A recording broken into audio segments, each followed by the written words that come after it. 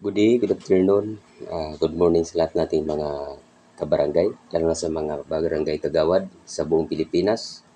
Ito po mga mga barangay kagawad, kahit sabihin natin ang lugar natin nasa liblib tayong lugar, pero hindi bawal na gumawa tayo ng resolusyon kasi kailangan matuto tayo gumawa ng resolusyon.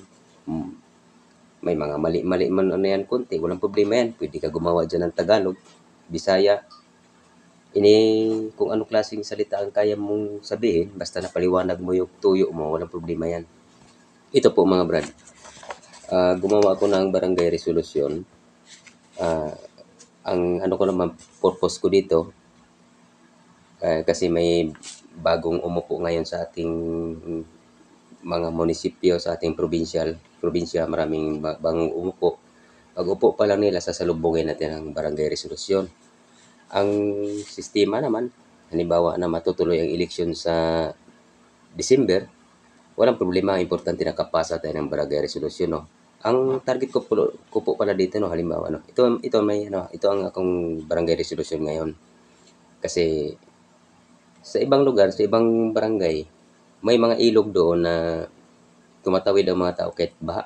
Kasi ang mga alaga ng animal sa kabilang lugar. Ngayon may nangyari na doon sa ibang barangay namin na naanod, hindi na nakita hanggang ngayon, yung bagyong Pipito. Kaya ito gumawa ako ng barangay resolution. Ito po sa mga magaling na mag-English at saka sa mga galing na mga gumawa ng mga barangay resolution. Comment lang po kayo sa ibaba kung maraming mali ito. Pero kung pwede na sa inyo, approve lang kayo. Ito po. Republic of the Philippines, Province of Catanduanes, Municipality of Biga, Barangay Burgos. Ito po yon ha. Office of the Punong Barangay. Barangay Resolution Number. Pangatlong resolution pa lang to. Kasi yung unang resolution nakagawa tayo tapos gumawa yung isa kasama kong kagawad. Ngayon pangatlong ako naman ang gumawa. A resolution requesting the construction of a hanging bridge across the river of Masyu in Barangay Burgos, Biga, Catanduanes to provide safe and convenient access to Lison Farm. Ibig sabihin, nag-request tayo na sana malagyan tayo ng hanging bridge para sa lahat ng mga mamamayan dito sa aming lugar na safety siya, no, di ba? Di ko lang no kung tama yung ating ito.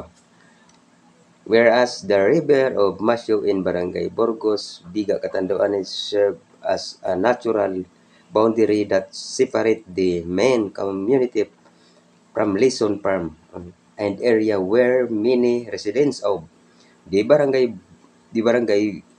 go daily engage of the farming and the other livelihood activities. Kasi alam mo, doon ang buhay natin.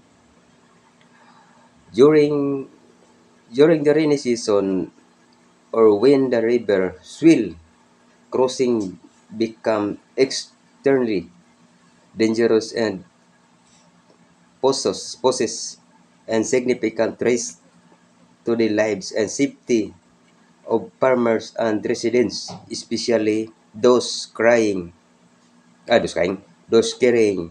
produce of equipment. Ito. Kaya mga naisip-isip ko, sana mangyayari ito, no, sa mga taga Burgos nga nakaintindi sa ating plano na magpalagay tayo doon ng pabutang ta dito, lagay tayo ng hanging bridge. Sana po matutuloy ito para mangyayari, no, kasi sana may mapansin to ng ating nasa itaas.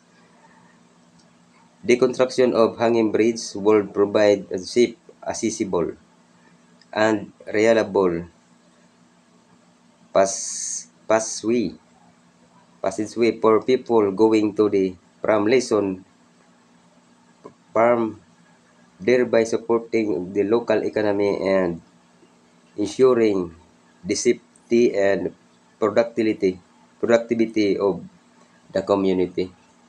Siguro na sa mga galing mag-English, ako pasensya na kayo sa basa natin, basang karabaw lang, pero wala tayong magagawa, hanggang dyan lang tayo ng kaya natin mga idol. Pasensya na kayo, no.